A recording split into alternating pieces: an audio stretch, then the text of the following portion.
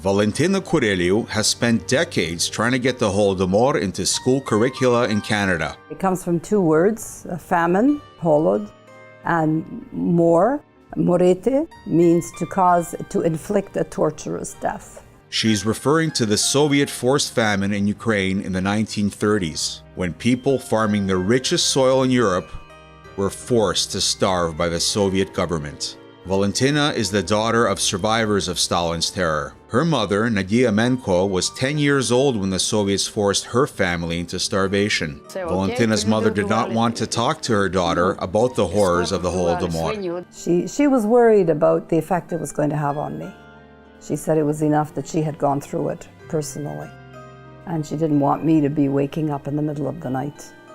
But her grandmother did tell her about it. She went to the center of the town where there was a distillery, and there was lots of grain for the alcohol, which was guarded, and they could only get the chaff after the fermentation process. The chaff was put into a huge pit, and she used to go with these 2 buckets every day. She would go down and get the garbage that was left. She would come home with it. She would wash it, dry it, grind it, and whatever else she had. Valentina, herself an educator, became the department head of history of the Toronto District School Board. Initially, the TDSB wasn't interested in teaching about the Holodomor, in part because there was little information available. Valentina has helped change that. I do workshops for teachers all the time. A lot of them are shocked that they never knew anything about this.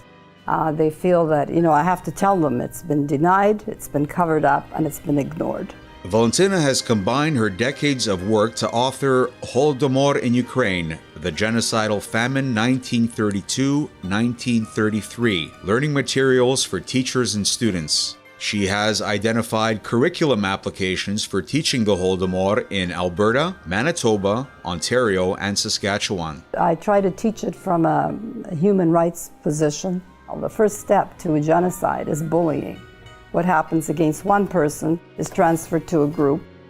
And, it escalates discrimination and so forth. And then eventually, if the government gets involved and passes laws that are going to bring about the destruction of a certain segment of society, then you have a full catastrophe.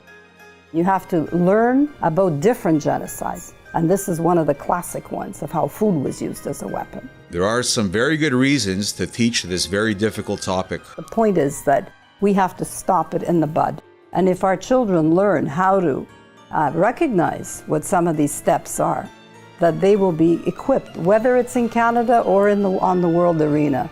And things like the Holodomor will not be covered up. Food is a basic right. Recently, the UN came out with the rights of a child, with a proclamation, and all the school boards across Canada are using it. And so basically, when you think about it, 31% of all people who died were children under the age of 10. Her book provides teachers with all the tools they need to teach about the Holodomor. It's the kind of language that a child will understand and a teacher will be happy to see. The third section is lesson plans, projects, assignments, worksheets. So there's all kinds of things that are ready-made for teachers. We even have something called RAFT, which most teachers will recognize. It's role-playing. A very interesting lesson of taking characters from that period of time and giving them a position that they have to talk to their family as to why should they be going into the collective farm or not, because these are the things that they're worried about, what's going to happen. The teaching methods and strategies focus on developing critical and historical thinking skills while integrating primary sources. The book launch will take place on Thursday evening, September 27th in Toronto. It is also available online at the University of Alberta's Canadian Institute of Ukrainian Studies Press. Children should be learning about these things.